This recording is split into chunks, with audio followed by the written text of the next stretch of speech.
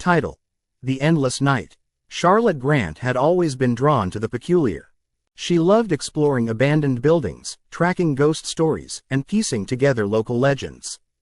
In the small town of Eldridge Falls, she was known for her adventurous spirit and uncanny ability to discover the unexpected. So, when she stumbled upon the dilapidated remnants of the old Eldridge Manor during a late-night exploration, she felt a surge of excitement. Little did she know, exploring this forbidden estate would launch her into a chilling nightmare. The manor, with its ivy-covered walls and broken windows, was rumored to be haunted by the ghost of Victoria Eldridge, a woman who died under mysterious circumstances many decades ago. It was said that anyone who entered the house would be trapped in a loop, reliving the last tragic day of Victoria's life. Most dismissed the legend as mere folklore, but Charlotte's heart raced at the thought of facing the unknown. As she stepped across the threshold, the air grew heavy and a chill prickled her skin.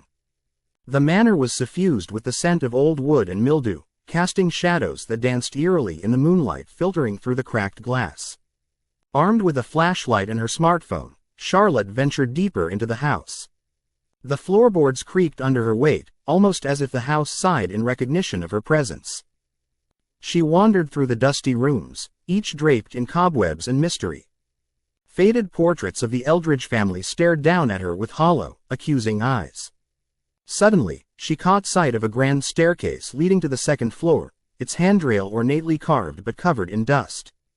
Compelled by curiosity, she climbed the staircase, her footsteps echoing in the hushed silence. At the top, a long hallway stretched out before her, lined with more portraits. One door stood ajar at the end of the hall, beckoning her like a siren's call. Pushing it open, Charlotte found herself in a dimly lit bedroom, its lavish decor still apparent despite the years of neglect. In the center of the room sat a four-poster bed, draped in tattered silk sheets, and beside it a large mirror, ornate and tarnished. As Charlotte stepped closer to inspect the mirror, she felt a sudden rush of dread wash over her. Her reflection was distorted, not because of the grime, but because it seemed to ripple like water. In the glass, she glimpsed a fleeting image, a woman with sorrowful eyes dressed in a flowing white gown, standing behind her. Spinning around, Charlotte found the room empty.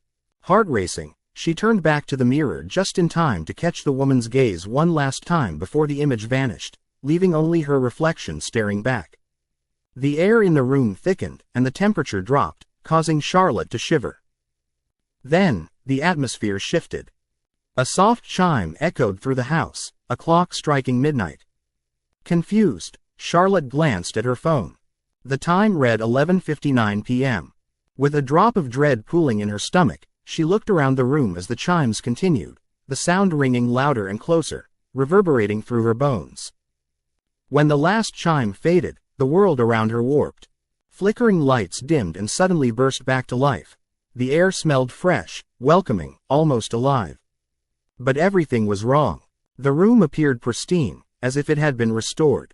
The portraits hung straight, and the dust had vanished.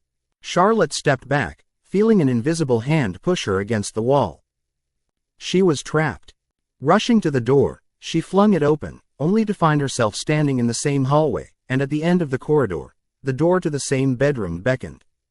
Before she could process what was happening, she was walking toward the door again, a movement not of her own volition.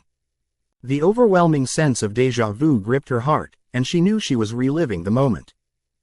Every time she entered that bedroom, the same chilling encounter with the woman occurred.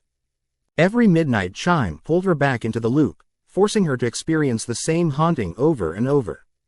The distorted reflection of the woman in the mirror grew bolder, beckoning Charlotte to come closer, whispering her name sweetly and sorrowfully.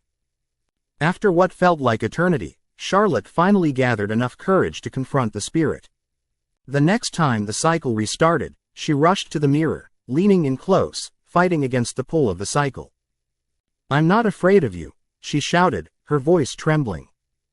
The room darkened as the air thickened again. The woman appeared once more, but this time, Charlotte met her gaze. "Please, help me," the apparition whispered, her voice breaking the loop. As if the words had cast a spell, the room began to shift.